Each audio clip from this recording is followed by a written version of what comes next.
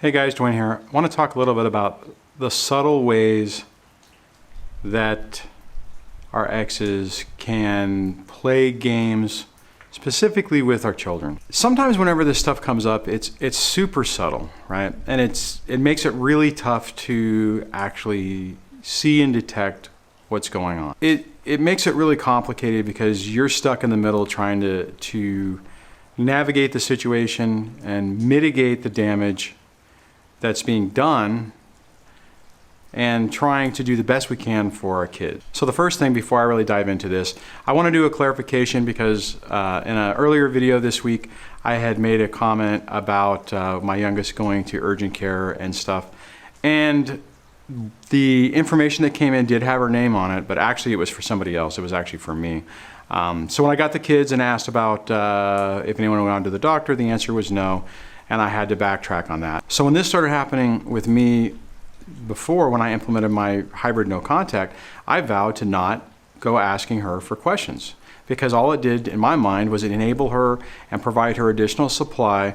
And ultimately, even though she's supposed to share information, I just decided to find alternative methods of getting the information I needed. So in this situation, since the kids were gonna come back in a couple of days, I figured I would just ask them, and I took the information from what I got in the mail as being accurate, even though it wasn't. The problem is had I engaged with her on it, and it ultimately wasn't for one of the kids, then that would have created a whole nother set of drama and a set of problems. So I still stand behind my hybrid no contact methodology of just not engaging with her unless absolutely necessary. And it's a tall order to get to the point where it actually requires direct communication. So in previous videos, I've talked to you guys about my youngest and her issue with wanting to take showers and bathe on a daily basis.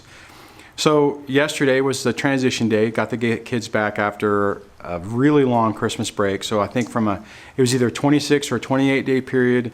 I got to see the kids for 4 hours on Christmas, or 4 or 5 hours on Christmas Day, and then I got them back yesterday. One of the first things that I noticed is my youngest daughter has now started straightening her hair, which looks really adorable, and I didn't necessarily think much of it until later that night whenever it was time to take a shower.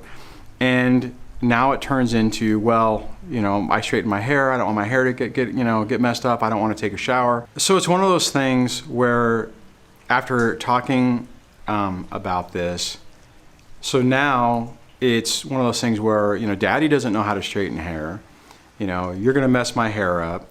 And it's a way to complicate things within your own environment without them even being here. And it makes it's a good covert way to do things, because even if you complain about it, the response is, oh, you're just blown out of proportion. I'm just straightening her hair.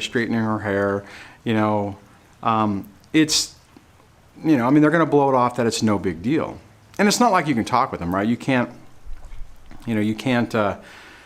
engage with your ex and say, hey, you know, you're really putting too much on our daughter to have to do her own hair, to straighten it and whatnot. And it just creates extra conflict. Now, I went through this before when my daughter's hair was super long and, you know, I mean, have to comb it every day. And that every morning turned into be a complete and total nightmare with my daughter crying and screaming and, you know, and all that stuff because she didn't want her hair combed. And then I would get in that situation, this was a couple of years ago, where I would get comments from the ex saying, you need to comb her hair, you need to do this.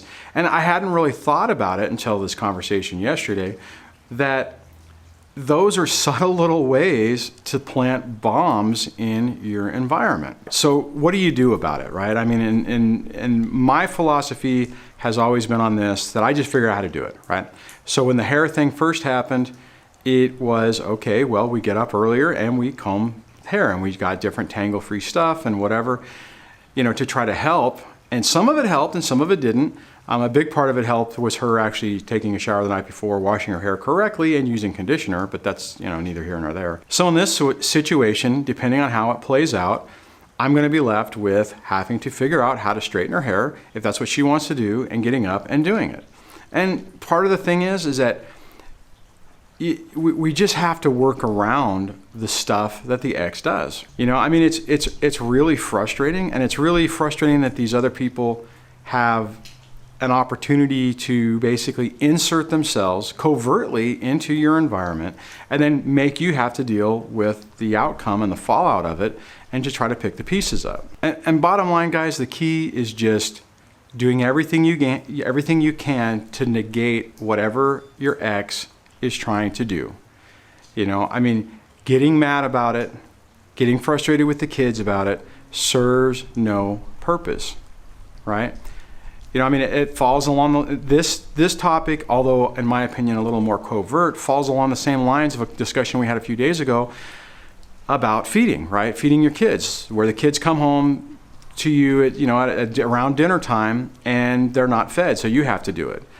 You know, or you make dinner and they've already been fed, so you know you are wasting your time. Guys, every time we get into these situations with these people, and every time there's a little bomb, if you want to call it that, that's left for us, we just have to work around it. The problem is we should be able to call the other person and have a reasonable discussion about it and say whatever the deal is. It's like, hey, this is the time. Are you going to feed the kids or do you want me to feed the kids? And be able to have a reasonable conversation about it and say, oh, well, I mean, whatever, you could talk about it, but that's not the case we're in. The same situation with this. I mean, I should be able to call and say, hey, you need to make her take a bath every day.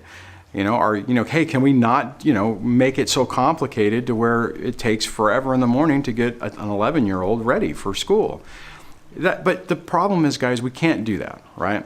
Even though we should be able to, even though that's the way it's supposed to work, we have to accept the reality of the situation we're in and make reasonable accommodations to maintain our own sanity to take care of the situation. All right, guys, so I just wanted to touch base with you on this.